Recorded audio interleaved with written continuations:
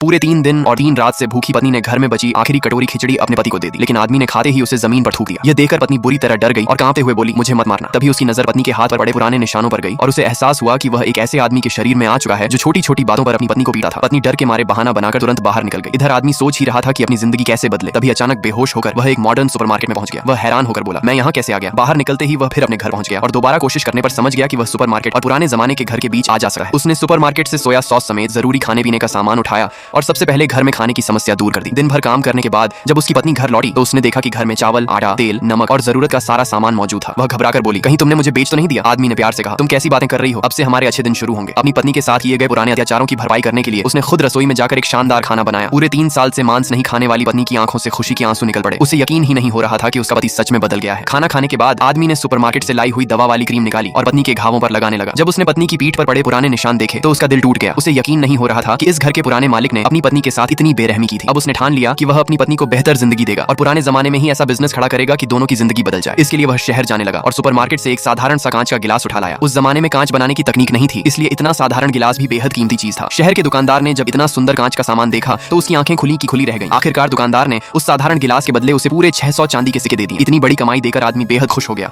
और उसने अपने चाचा से कहा कि इन पैसों से एक घोड़ा गाड़ी खरीदो ताकि हम ढेर सारा अनाज और रोजमर्रा का सामान घर ला सकें। लेकिन उन्हें क्या पता था कि कुछ लुटेरे पहले से ही उनके रास्ते में घात लगाए बैठे हैं। लुटेरों ने रास्ता रोकर हमला कर दिया और अपने साथियों से सामान लूटने के लिए तीर चलाने को कहा। तभी आदमी ने सुपरमार्केट से लाया हुआ एक इलेक्ट्रिक शॉक वाला डंडा निकाल लिया और देखते ही देखते सारे लुटेरों को आसानी से हरा दिया। इसके बाद वह घोड़ा गाड़ी में भरा सामान लेकर सुरक्षित घर लौट आया। जब पत्नी ने देखा कि उसका पति अचानक इतना सारा पैसा और सामान लेकर आया है तो वह खुश होने के साथ साथ थोड़ी चिंतित भी हो गई। लाइक सब्सक्राइब कर देना, भगवान आपको बहुत खुशी देगा।